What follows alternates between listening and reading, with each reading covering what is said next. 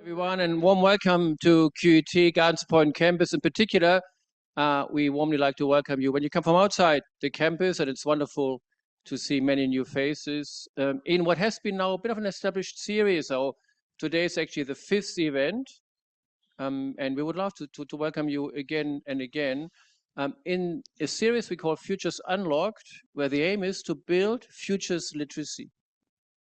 In previous events, we talked a lot about one of the biggest underutilized assets we have is tomorrow, and how do we make best use of this future? And the attempt is to reflect on what is futures literacy, and then of course proactively use this event series to build that type of literacy. In case you haven't met, my name is Michael Rosemann. I'm the director of one of QT's research centers, what we call the Center for Future Enterprise, and we're the host. And I'd like to thank Steph, Ellie, and everybody else who helped us to set this up.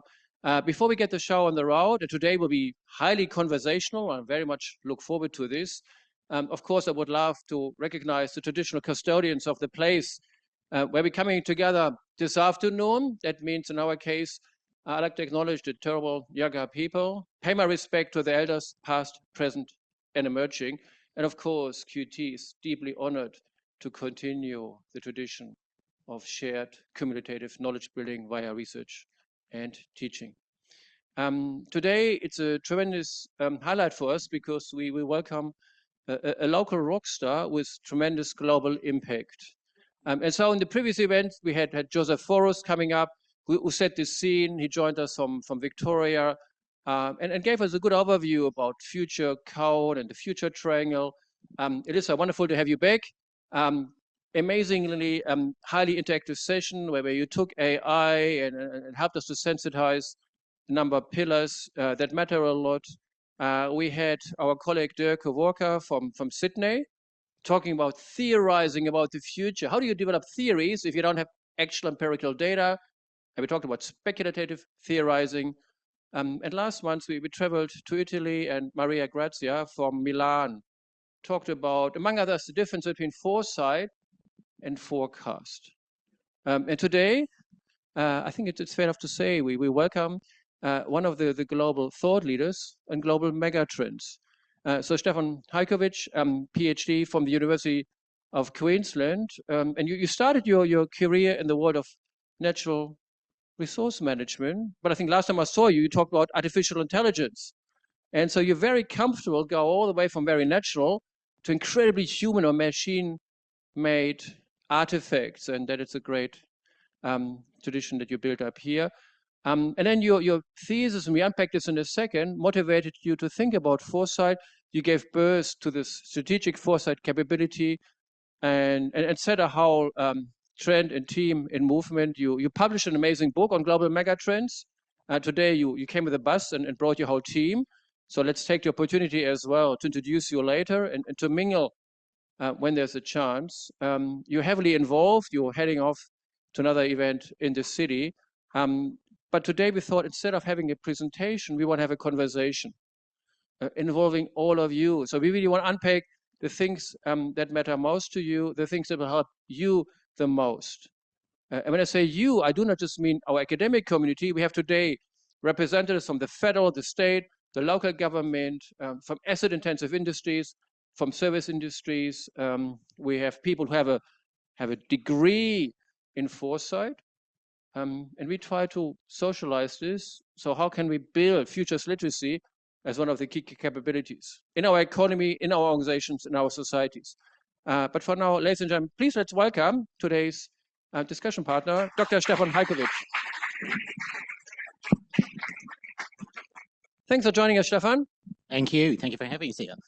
Stefan, a lot of people are interested about the future. We don't know a lot about the future. So maybe going back to the time of your thesis, when the focus was on decision making, how did you move from thinking about decisions to thinking about strategic foresight? So it's a good question. So I started my career at the Caboolture Council, was my first actual job as a land information officer using geographic information systems and mapping. And I built a hazard map of bushfire for the Caboolture Council region. Because at local council, they didn't know what GIS was for. They didn't know what I was for. And that gave me a lot of time to do my honours thesis, which was in the space of bushfire hazard planning. And I came through with pretty good marks and I got a scholarship to do a PhD program. And that's when I sort of started to move into decision theory. So my PhD, I got an APA and a top-up. It was what we call a scholarship top-up, but it was to do research on criteria for evaluating environmental projects under what was called the National Land Care Program. 3 months into it, that wasn't a PhD. I wasn't going to like come up with the perfect set of criteria or something. It was clearly written up by someone, and I had to have a bit of a, the moment in your PhD where you're not really sure what the hell it is you're doing or whether this was a good idea, and I should have taken that other job. I stuck with it. And I came across the field of decision theory. I read a lot of works by Ron Jansen, a professor from the Free University of Amsterdam, Vrije Universiteit, on decision theory and decision making, and came across a technique called multi-criteria decision analysis. And that was fascinating. And then my supervisor agreed there was a PhD in what I was looking at. And I actually wanted to start investigating how this would actually apply this approach and framework for decision making in environmental problems. And they were mostly problems of where we've got a big bucket of money, we want to invest in the natural environment. How do we get best bang for the buck across different regions, locations, projects, and so forth? How do we prioritize in those hello Sarah, how do we prioritize in all those highly contested spaces? And then I wanted to know what the effect of using multi-criteria decision analysis was. So I had groups of decision makers, some of which used these MCA structured approaches that were data-driven, analytic, rational to get good choices, and then others who used intuition, gut feel, and just did it their own way. And this was fascinating to me. And the question then of how do you make a good decision was on my agenda. And that's actually where I spent time reflecting on this with Ron Jansen on the banks of the Amstel River in Amsterdam. I don't know if you've been there, but it's beautiful. I flew over to Amsterdam to spend some time with him. It's a beautiful place. You can ride your bikes along it and sit down and talk about theory and stuff. And we would talk about what is a good decision. And he had this view that getting old isn't a problem because you don't know what to do. There's only one option, and you've got to get old. Choosing where to spend a holiday is a problem because there's multiple options, and that's a decision. How do you make it? So that's his framing of what is a decision. And then we drew upon Herbert Simon, the Nobel Prize laureate, who said there's substantive rationality and procedural. Substantive is when you get a good outcome.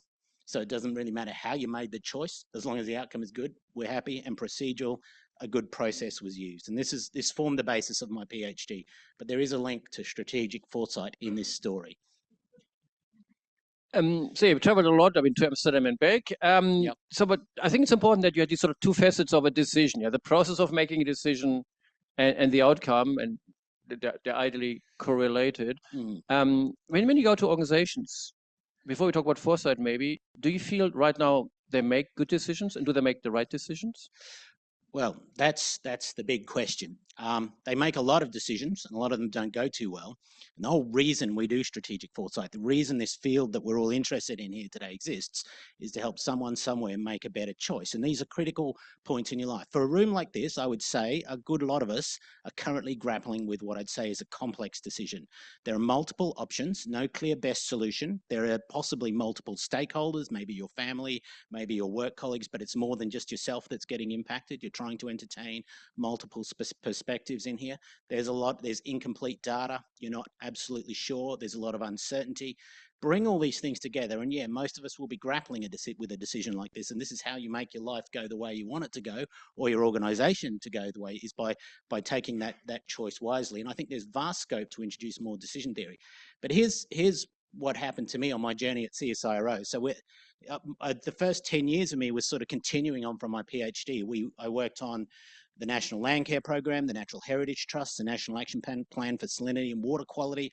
These were big government programs, and Sonia, you might remember, because this is when we were working together at St. Lucia. And these were the sorts of topics I was picking up, and I was charged with the question of, how do we get best bang for the buck of we've got this big bucket of money to spend on Great Barrier Reef catchments. Our aim is to improve the quality of the reef. How would we allocate this investment of $150 million across all the different options and the different ways of doing it? And that was a great question, but I got to a point around 2008 or so of realizing that in actual fact, all this, I remember being up on in Cairns somewhere, and all this data we were lost in, all the spreadsheets, the GIS models, the geospatial models, looking at data and analyzing, trying to improve the quality of our optimization algorithms inside the model to optimize the allocation. But then we just stopped and paused over dinner and said, well, what about climate change? You know, what is that? Is it ultimately going to be elevated sea temperatures that mean whatever we're doing on land is pointless? Or is this even the right way of framing it? Should we be looking at a spatial allocation of the money rather than on projects or individuals? Or is it a particular, I remember one old guy, I've forgotten his name, but he worked up on the reef. He said, you know, seriously, I'd be there's these cane farmers here, here, and here. I'd be talking to them and working with them. And I realized in this process that working out what you need to make decisions about, how to frame and structure the decision, problem structuring, was probably the most critical part of decision making that we weren't paying any attention to. 99% of our effort was into models, GIS, spreadsheets, data, consulting with scientists, but no one had thought about what we were making a decision about, whether we needed to make a decision in the first place, what were the criteria, who needed to be involved. And these were the things that really shaped it up. And I published a couple of papers on this in conservation areas. There was, you know, one paper I wrote, is it more important to get a conservation model used or accurate? And I sort of landed on you got to get them used. There was this widespread acknowledgement of the implementation crisis of conservation planning, where we have all these models and we keep on working. You know, the research effort was all onto refining these models. You know, Hugh Possingham was someone I worked with in that space in Queensland, but they weren't getting used. And that was the bit around 2008 that got me interested and started to refocus me on something else. And that something else was strategic foresight, looking at the future and then turning what you see into decisions and better decisions. And so, yeah, if the ultimate goal is I want to make a better decision, but often only years later now it was a good decision in terms of the outcome. Did I understand you correctly? Strategic foresight adds more choices and also helps me to make a better selection among that increased space of choices? So I believe it does. I think that all of us here are strategic foresight experts because you're human. There is no not think about the future option, really. Even when you woke up this morning, you decided whether or not to when you went to work, did I put an umbrella in the bag or not? I'm building a scenario already about how the day might pan out. You're making a lot of career choices. You might be looking at buying a house. You'll have a 10 to 20 year time frame on that decision. All of the decision making you're doing is about the future. And ancestors in the past have made good decisions, and hence you're here, enough. And it's a survival characteristic too. So yeah, decision making is built into us, and strategic foresight is the art and the science of how we study the future systematically, so we start to get better at doing it. So on the megatrends work, what I often start with there is this picture of Tamarama Beach in Sydney. Has anyone been to Tamarama Beach in Sydney? Yeah, right. It's a beautiful beach. Did you get caught in a rip when you were there? Bronte Beach, yeah, right. Yeah, so Tamarama Beach is a notorious beach for rips. And I have these two photographs, and Gemma saw this last week on the Gold Coast. We were sharing our strategic foresight work with about, a couple of hundred certified practicing accountants. And let it be said, accountants are fun, because they absolutely are. They are so fun. It's a complete misery. Anyway, we were sharing this story with them, and the first photograph is of the beach, black and white, and there's a rip in the water and you can't quite see it. Now, rips are powerful currents. If you're caught in one, they will sweep you away, and your instinct is to swim hard and fast against it because you feel like you're getting dragged down and out to New Zealand. You want to get back to the coast, to the shore. That's what puts your life at risk, because you don't really know what you don't understand this current you're in. Okay, what you really want to do is keep your head above water. People don't drown under the water in a rip. They typically drown above the water with all the spray getting ingested till the point the lungs become saturated and no longer functioning. The other thing about a rip, if you're a surfer, you love it. It gets you through the whitewash and out to the break. So there's an upside and a downside. It's a powerful current. You can't control it, but you're not completely at its mercy. And this is a really good analogy for me about megatrends and what the future might hold. Megatrends are the currents and scenarios about how they play out. But forming around you are these powerful currents that you cannot control. Geopolitical, things that are happening in the economy, things that are happening with technology and AI. And if it's all this blurry view, you can't see it. Now, the next photo I show in my presentations is a colour photo, and it's not photoshopped. It's actually the University of New South Wales researchers went down to Tamarama Beach and they put purple dye in the water, so you get this clear picture and they did it for a community demonstration day. Suddenly it's really clear picture of where the rip is going. And armed with this information now, if you're a swimmer, you're already going to get a way better outcome, because I can show you this is exactly what this current looks like. And if you're a surfer, you can jump in there and have a good day surfing. And I've given you a briefing on how rips work and how they function, what it's about. So that is my analogy to a megatrend, and it's just one of the many foresight methodologies that we've used. But it's been a really popular one, and we can explore why we went down that path if you like. But I think around you right now, as individuals, your organizations, your startup, your career, your government department, whatever you're in, there are these mega trends forming. And if you have that black and white blurry view that, yeah, these scary, powerful forces are out there, but I don't know what they are or where they are or how to understand them. If you can go to crystal clear understanding of mega trends that are creating risk and opportunity around you, you start to make better decisions. And that's the sort of philosophy that I would bring to foresight. It's something that you're doing all the time. And just like ocean currents are continually reforming, the beach is reshaping itself all the time. You're not done and dusted by the end of today working out your megatrends. They're going to evolve and change over time. But it's a pattern of thinking that we can actually imbue and put into an organization. And that's how we get better decisions. Wonderful. So if I kind of paraphrase this, you said, I'm interested in strategic foresight because it leads to better decisions. And one key facet out of a big package of tools is megatrends. Yeah. And scenarios are the way they play out in a specific context. That's right. So the strategic foresight toolkit began to emerge after World War II. I guess Shell's scenario planning was one of the first things to really kick it off, which everyone probably knows about. That was in the 1970s. It was a company veteran, Ted Newland, who was simply asked, he was put on the top floor of a London skyscraper, as he describes it, and asked to start writing stories about the future for Shell. That was it. That was the initial brief that he had. And actually, I think that's a pretty good brief to give to someone doing strategic foresight. I also see strategic foresight as an art as much as a science. It's about storytelling. It's about creativity. There isn't a sort of numerical quantitative answer to most of the problems that we're working on. So it has that complexity to it. Anyway, that was scenario planning. But then in 1984, John Naisbitt came along and had another view of the world. He was an American academic. He held strategy roles at IBM and Eastman Kodak, actually.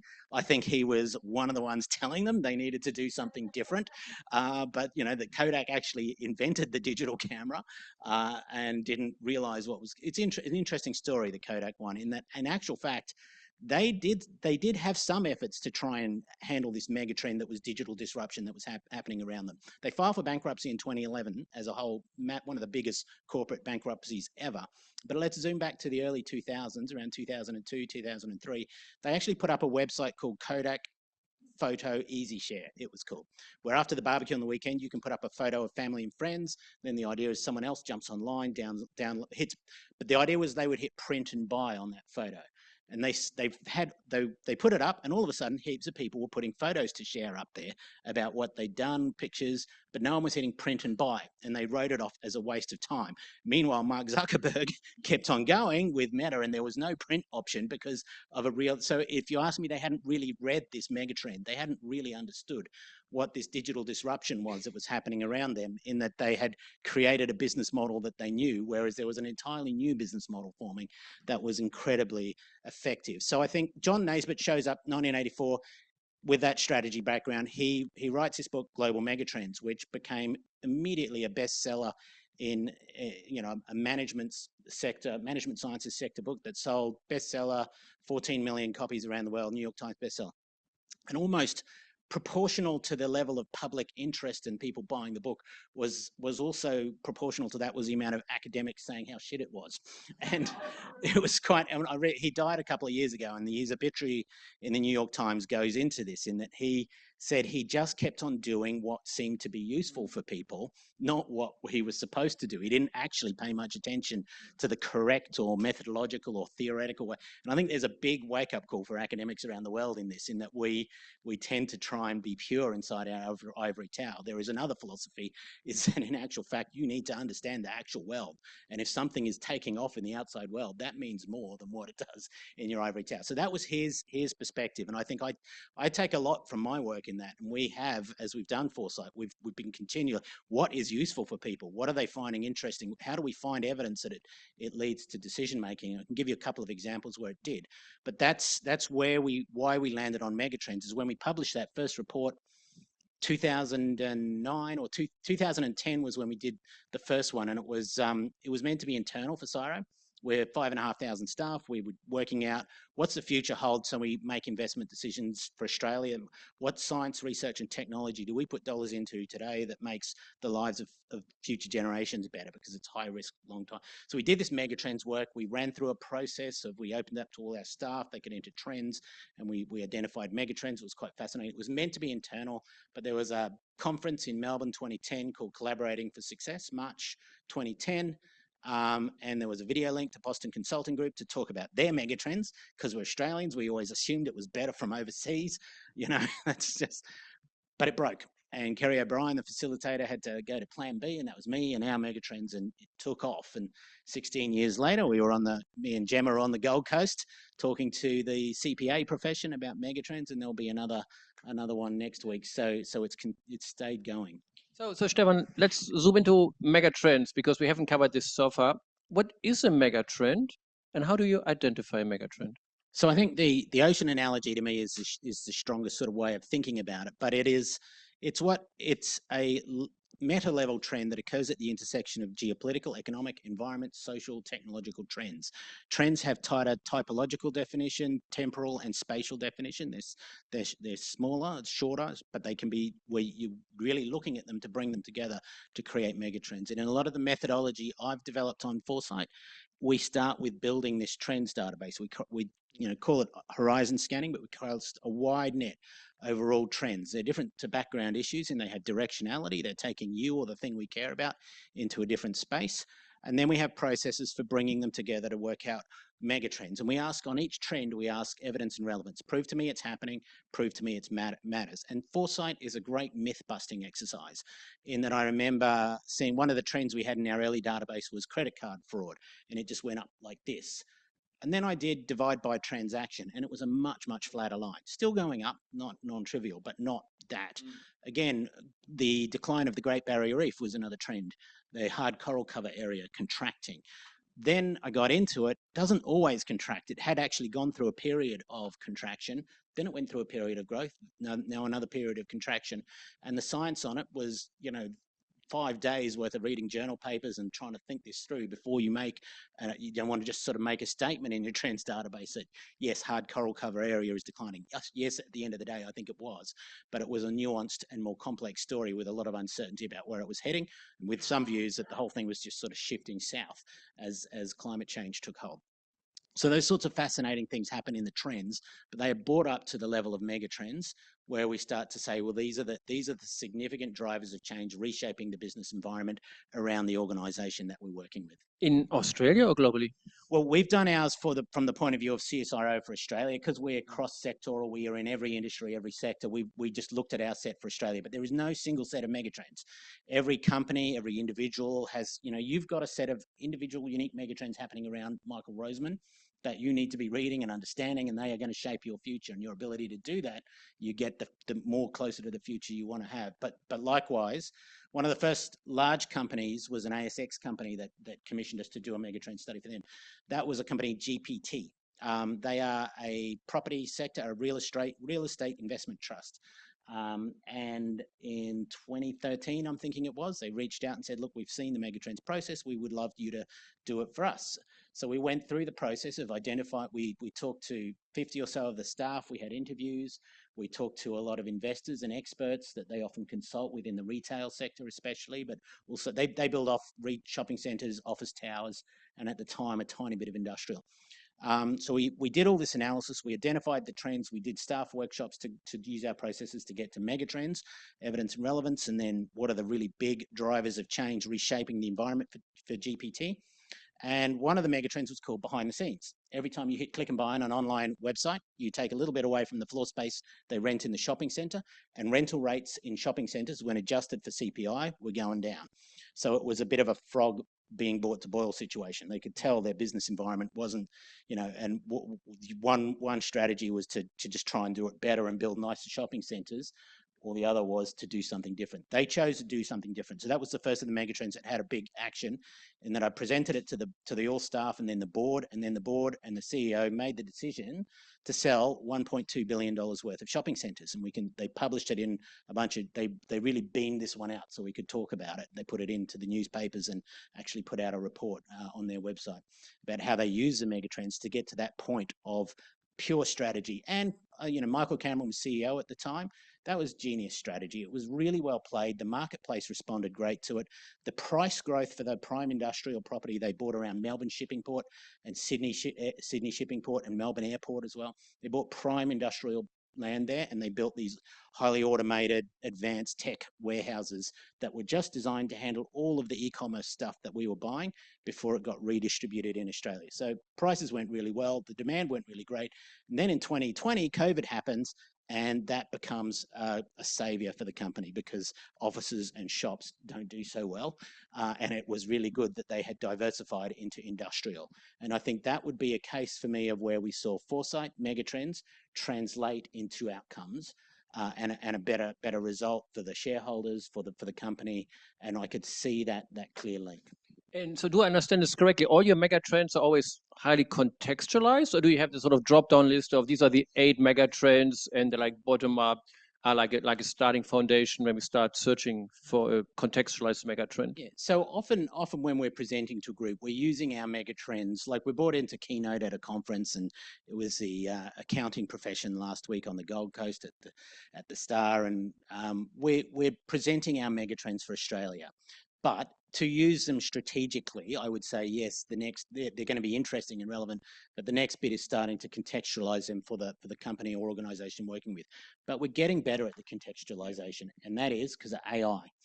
AI lets us analyze trends and turn it into it. It's still experimental. We're still figuring out what it does and how it works, but there's certainly something in it, I believe, in terms of going from our trends information to a more contextualized story that helps us speed that process up and make it more efficient. So where's the perfect space for me as an organization to inject foresight? So I'm used to strategy and vision and mission. Where in that whole design of the future narrative for my organization do I plug in foresight?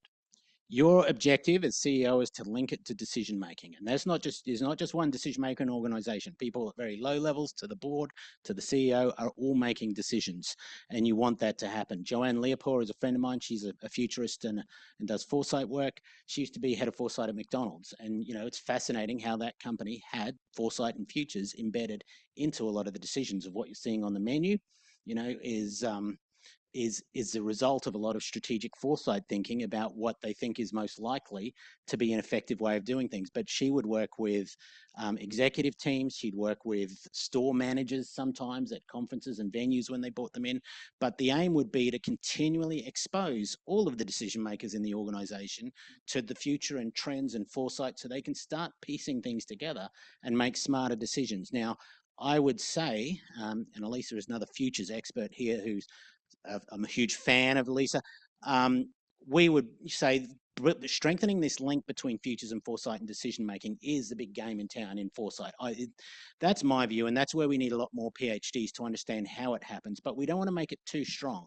If we start at the beginning of trying to build that link too explicitly, we fail to comprehend this broad and beautiful future.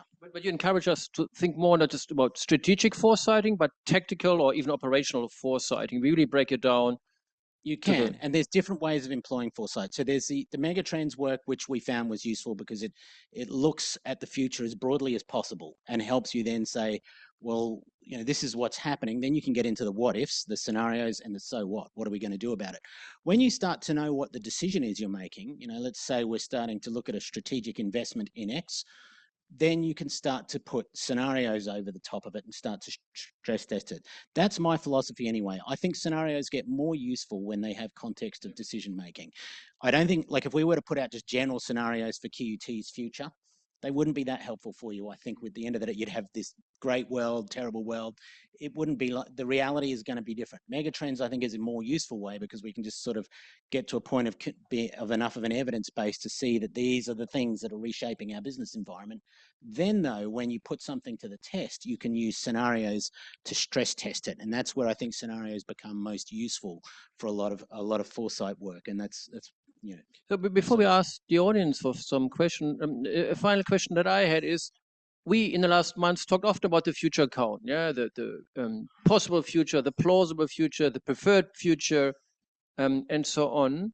Megatrends and let's say the typical black swan, how does it fit together? I've got these megatrends, the big things that are happening, and then you talk about the pandemic and any other kind of black swan that hits us from the left.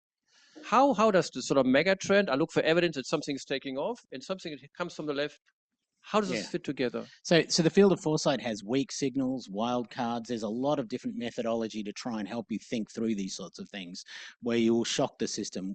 Weak signals almost the antithesis to megatrends. It's something that not everyone is seeing that may or may not be something, but could turn into something significant. When I've worked with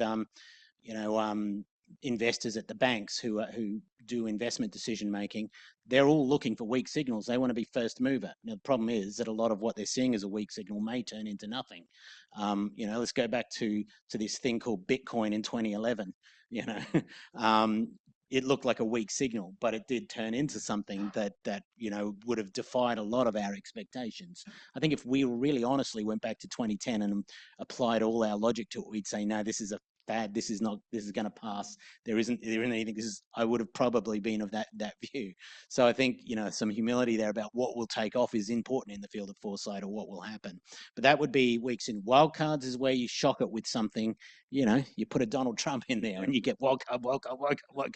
So you get all these different things, and that's an important thing to be doing. I think at the national level or whole organization level, you actually need that thinker, and you need to give them space because wildcard work in organizations rarely sees the light of day and often sees the individual having to leave because they put out things that can happen that people don't want to talk about. But that's the value of foresight. And somehow, if you can get to a level of organizational maturity that you can have that wild card put in front of you. Yeah. And I would say in our work, pandemic was a wild card that was heavily dismissed. In a lot of my futures and foresight work prior to 2019, when the pandemic thing was put forward, it was like, yeah, that's interesting, but it doesn't really apply to our business. We're in retail. That doesn't really apply to our business. We do, we do travel. That's, and then, and it absolutely happened. And I think it is, I was at a seminar with the head of FEMA, the Federal Emergency Management Agency of the US. This was quite a while ago, about 7 years ago. And he said, we have this tendency to create scenarios that we know we can handle because we don't want to produce a disaster scenario that we know is beyond our abilities because it makes us look bad and feel bad, and we'd rather not do that. But foresight is where you do that. Foresight is where in the organization that happens. I have to ask the obvious question to finish this. What's the Stefan Hajkowicz megatrend? I don't know. Applies to you personally. I bought a place in Tasmania. That's how I'm preparing. That's how I'm set for the future. That makes perfect sense. Let's engage the audience. So we can cover anything from foresight, how megatrends and scenario planning fits in, the organizational or the individual adoption. And please introduce yourself as well. And the microphones should be strong enough to pick it up. Just talk.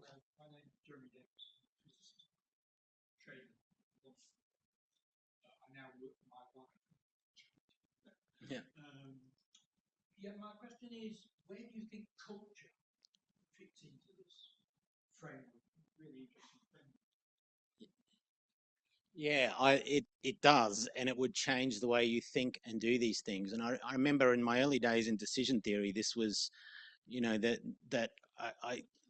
might have been a bit of a Western view of decision theory and of concepts of optimization and rationality were driving my thinking, but it could be that there would be cultures that would have quite a different view around decision analysis that might not be as, it might be more about cooperation, or it might be, some views of whatever will be that you can't control things type. I don't really know where to go with some of that. I'm not sure. It's sort of because I suspect it takes me outside my headset and what I know. Quite likely I am a product of Western culture and how we think and do things here, and that's my foresight methodology.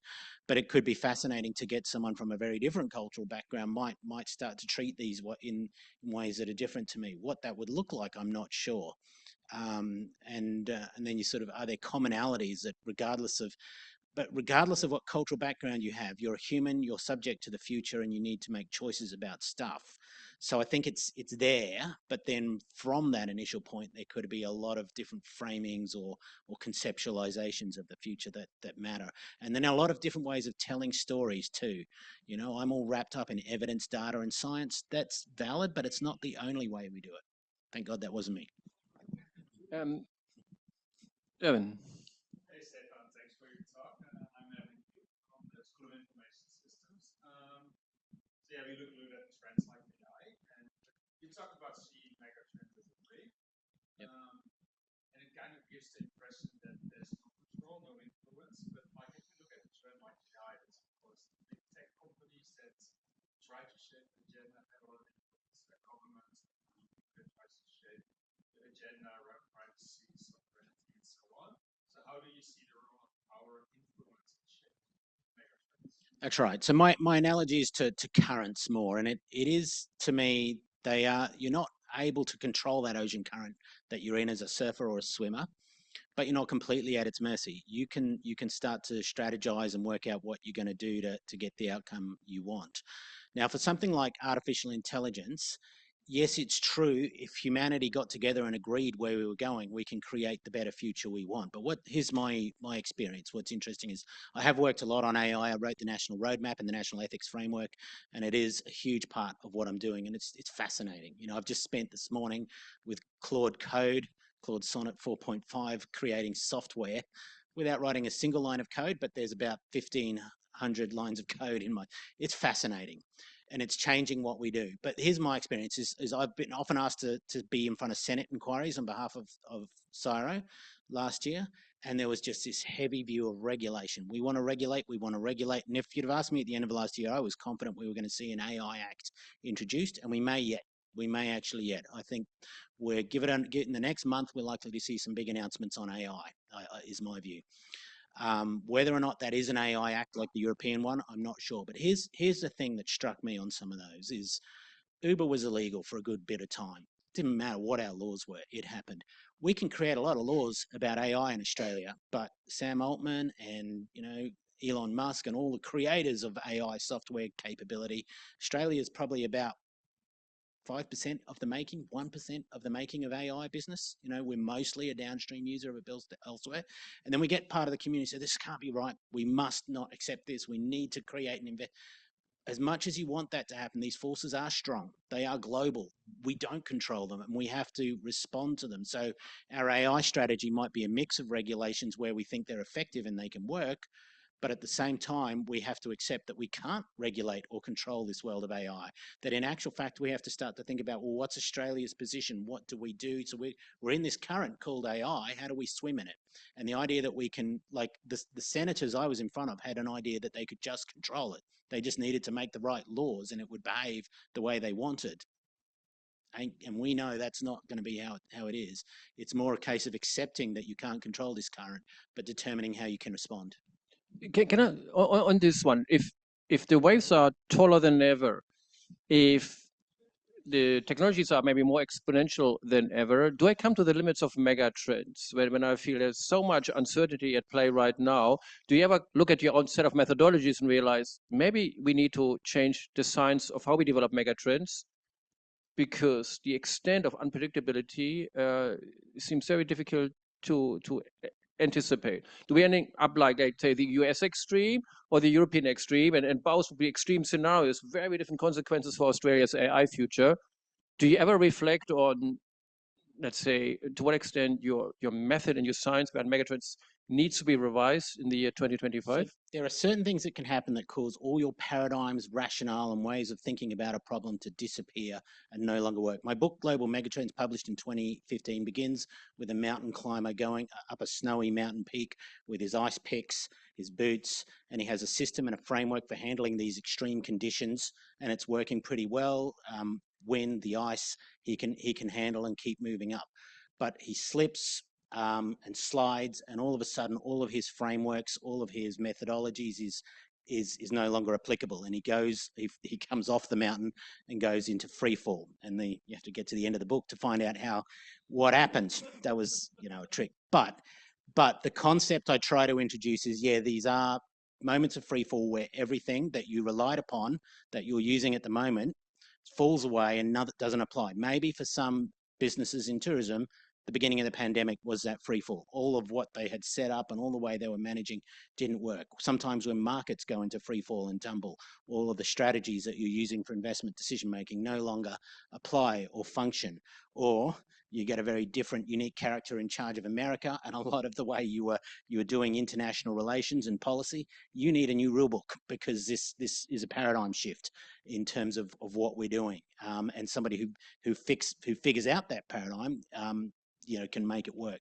So yes, you can look at megatrends, but when the event takes shape, your framework for managing things might cease to work, and you need to be able to recognize that and build a new one. Yeah, the mountain climber makes it. He opens a parachute. Yes.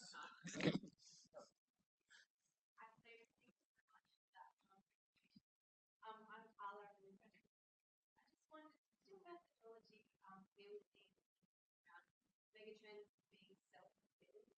It's like when you get example of the GPTs, where you said when they sold off the shopping centres, does that then trigger all of those in the system around them to do the same thing again?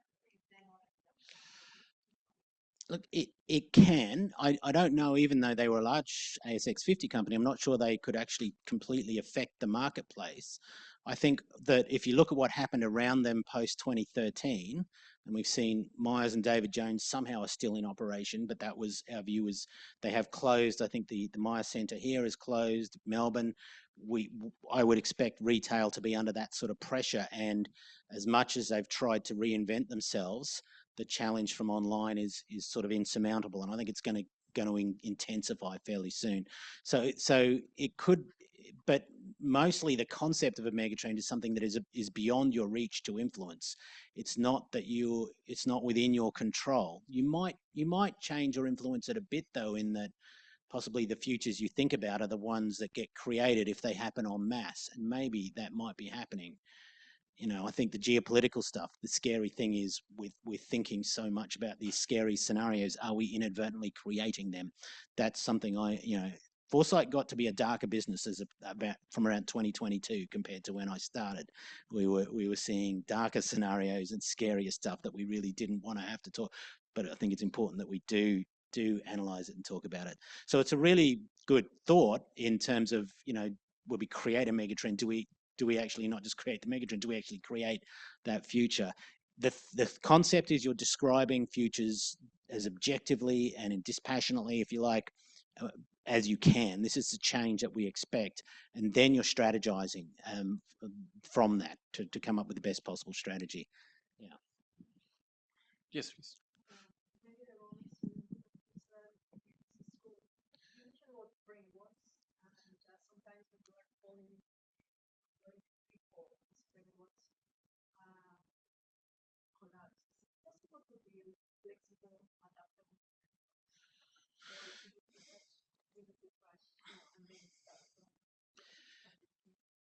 Look, flexibility and adaptability is possible, but you also need to commit at certain points to do something. I like to draw a distinction between planning and strategy. Planning is when you know where you want to go, you work out the resources, the staff, the projects, all the activities, and you work out how to achieve those objectives. And a lot of organizations will call that strategy, but it ain't strategy. Strategy is where you take a high-risk play to be somewhere based on what you've seen in megatrends. What Michael Cameron did with our megatrends report, the behind-the-scenes megatrend, that was a strategy. It was high risk. The other strategy was to keep on trying to make our shopping centres nicer to be in, so that people wouldn't go online, that actually want to be there for the experience, more cafes, more interactivity, that view and start to invest a lot in shopping centres. The alternative was to say, no, we're going to sell. They held the high end ones, but they sold a lot of the low ones. They just sold them and went into a completely new area of business. It could have equally not worked. A strategy that recently was done by a corporate that did not work would be, an example would be Nike. Nike at the executive level and the board level, they went through some sort of foresight and futures process to decide that they were getting squeezed too much at the margins by selling on Amazon and in retail outlets, and they were going to sell direct to customer. So they were going to put up on the Nike website your shoes, your sports outfits, all the clothes, and you could buy direct from Nike because they reckon the Nike brand and logo was strong enough that we would go that way. Did not work. In fact, I think you told me the story, and now I read all about it. Thank you, Sarah. Sarah does a lot of this work at Suncorp, and it's fantastic whether you're and in artificial intelligence too. So that was something that they found out. No, the market didn't actually. Once it actually was put live, no, the market didn't respond. People weren't going to go to the Nike website to buy off them. They were just not finding it on Amazon and buying Adidas instead or something else. And that was they're now in the going back again. But at least it was a strategy. And I lectured in advanced strategy here at QUT a while ago, back in before the pandemic. I did a course in advanced strategy. I loved it. Not many of the MBA students really get to advanced strategy, and very few organizations, I think, actually do strategy. They create plans, they have ideas, but they haven't gone through the real rigor of working out megatrends and how the world is changing, and then made these strategic plays. And then as part of that strategic play, you want to build in contingencies. So hopefully, Nike has a contingency that it can rewind and go in a different direction. If the logistics investments by GPT didn't work, maybe there was a way they could sell those warehouses into a different space or repurpose. They had another of the megatrends we did for GPT, not ChatGPT, for the company GPT, was called spaced out, and this was office space, so decreased need to be physically present in an office, which wasn't as apparent back then when we were doing it, but we could see it happening with activity-based layouts and more open plan and offices.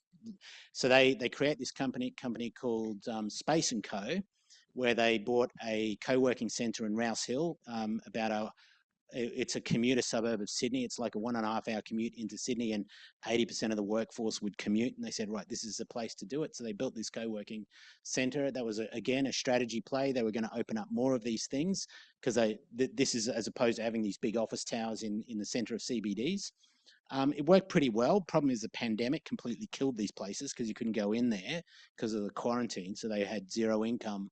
I don't know where they're at with a lot of that now, whether that's rising again.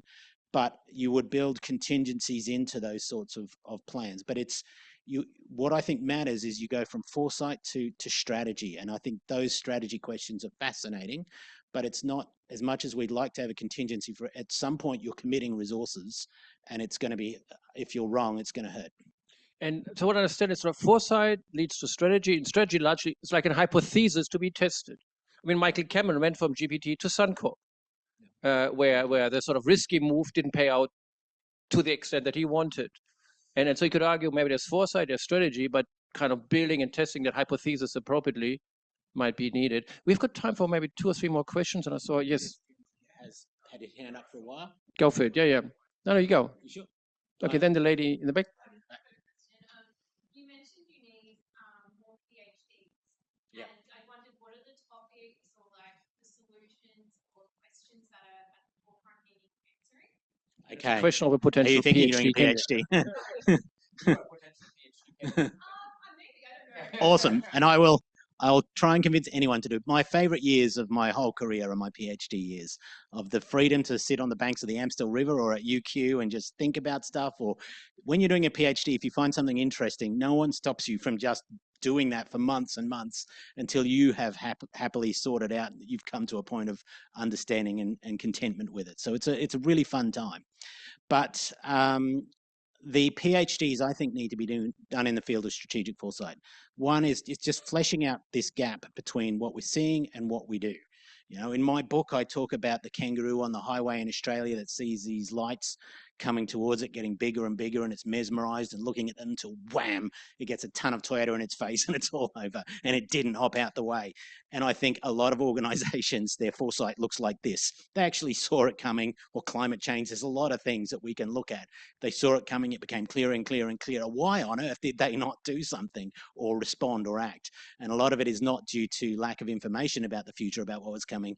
It's due to the lack of translation into action and decision making and strategy. And I don't mean to say it's simple. A lot of these the strategy things that went wrong for Nike that might have gone right for GPT, they are complex things to get to. But even getting to the point of formulating that strategy problem from what you're seeing is, to me, one of the fascinating things. So I think if I had to point towards where we need some really good, new, younger, innovative thinkers coming through, it would be helping us plug that gap of understanding how what we see about the future turns into better decision making. That would be in the fields of decision theory and strategic foresight, management science. It would be a highly interdisciplinary PhD, but I think it would be quite fascinating.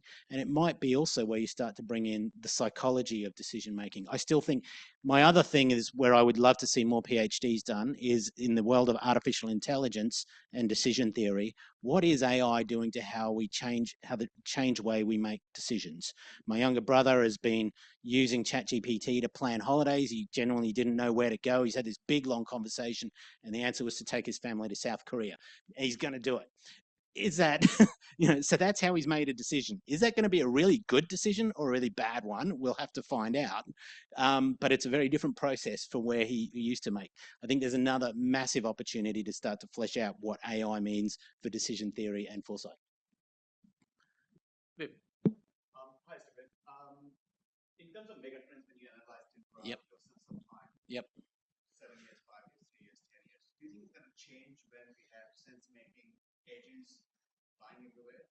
Temporarily change? So will the timeframes we're able to look at actually change when we have all these sense-making agents? Potentially. So the OECD meeting on strategic foresight, the government foresight community, which I first joined in 2016, and there was 30 people. There's now about 300 or 400 people in Paris at the moment.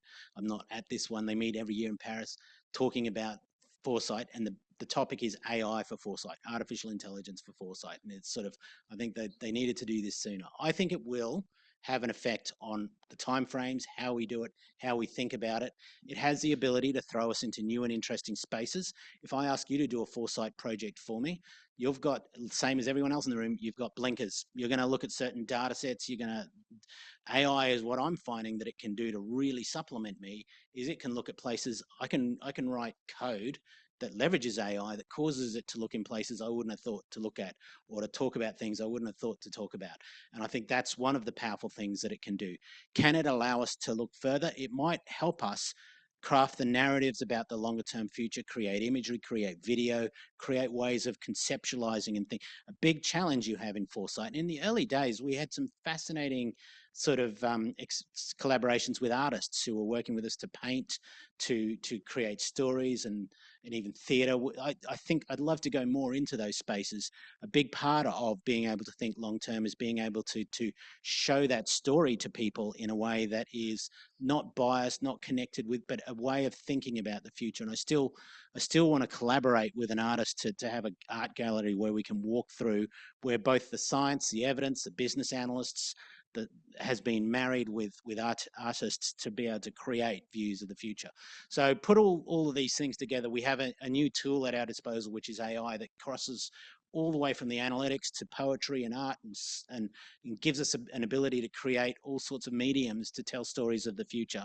It's going to do something, but it's like the profession and me, it's very much part of it. I'm looking at it in wonder, but trying to still figure out how this actually is going to happen. I think it's going to be important, but I don't know how to articulate it yet. Foresight requires that you look outside the window. A lot of companies are very good to look on the inside. Do you think organizations are curious enough to consider alternative futures? In the papers, Michael Cameron from the GPT case study said the best way to anticipate change in your sector is to spend some time outside of it. And that was his logic through the whole thing about why we did this. And I think it's true. You know, if we look at the risks and opportunities you're managing on a day-to-day basis, you already know them really well. The company understands the risks it manages currently. and the opportunity pretty clearly. But it's the things that might lie outside in the world of climate change, in the world of digital technology disruption, in the way of cultural change, that it isn't really on the agenda. That's where it was. So when we did that study with GPT, I remember we started with this egg diagram of here's the central set of risks and opportunities that GPT is across. They've got all this data on rental rates on their shopping centres, electricity consumption. We know this stuff better than anyone. That's our core business. Then we go out a bit to the stakeholder community. They work with consultants in the retail sector, with sort of various bits and pieces of information in the broader retail sector. We're pretty good there. Then the third circle was, but we're not thinking in this third outer circle. This is where we know something's going on in the world of e-commerce, but it isn't on our radar. We're not sure what it means. Thanks, Stefan. We could have this conversation, including all of you, for much longer, but we're a bit constrained. But there's an opportunity to continue this conversation one-on-one. So before we open up the networking opportunity, including invitation for lunch, maybe, Stefan, would you mind quickly introducing the team that you brought with you? The team of stars is Gemma worked with me on the Gold Coast last week. We had to do this thing for the certified practicing accountants, and you smashed it out of the park. Thanks to Gemma, it was like the best one they'd ever had. But I really enjoyed that, and the accountants were wild at the dinner. I was trying to find you at the dinner, but you were at a different table. I was walking around like a lost dog because there was like 100 tables. And I didn't find you, but I found a bunch of other accountants, and they were fun. They were crazy people. They were not at all what you would think. And yeah, Sonia is also someone I've worked with, and the finance team is here. Finance is where the CSIRO journey on megatrends actually began, was when I was working with finance on Pipeline 2020. I don't know if you remember that, Sonia, but that was under Megan Clark, and they wanted to do revenue forecasting 10 years out in advance. It was Pipeline 2020. I was the guy who was brought in to look beyond 2020. That was in 2009. I was asked to craft a longer range view of the future, which was less about forecasting and more about foresight. So that was where it is. And my nephew Chris came too, which Chris is a brilliant engineer. And last time I saw Chris, we were at a McDonald's themed wedding in out west. Yeah, with a lot of tables. That's right. Yeah. That's right. Well, yeah. In terms of foresight and weak signals, what I actually talked to a banking professional after that and told them about that, the way, because Piper, my niece who's getting married, used to work at McDonald's, had all the McDonald's people. And I was told that if you worked at McDonald's, I think you know this too, Jen, but if you work at McDonald's, you'll pay your loan off better.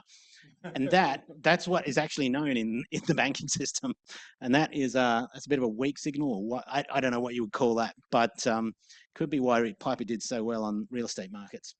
Well, Stefan, we covered so much ground, yeah, from waves to weak signals, from mountains to McDonald's, and from Korea to kangaroos. We have a tremendous opportunity, as I highlighted, to continue this conversation. But before we do this, I would love to thank from all of us, Stefan and his entire team. We have a small token of appreciation for you, and one of them you could share with your team as well. Stefan, thank you so much from all of us. Thank you very much.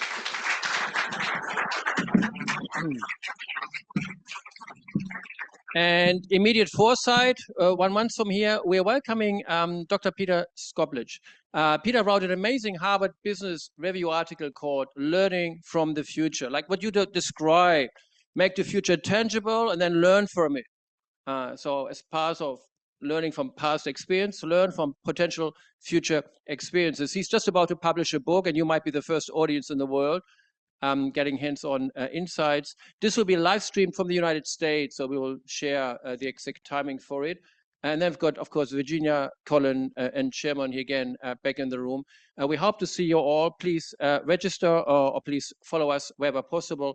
Again, we are very grateful that you spend the last hour of your life with us. Enjoy the next hour with us. And again, thank you so much to you, the entire CSO team, and have a beautiful afternoon. And sorry, Elisa. Quickly, because it's a big community effort here, Elisa, you do great work. Talk about it. Hi everyone, Dr. Alyssa Farrow. On the 26th and 27th of March 2026, we're hosting the second Oceania Futures and Foresight Symposium. We had one this year. It's going to be here in Brisbane. It will be at Souths Leagues Club, if anyone knows it. Western Markets are.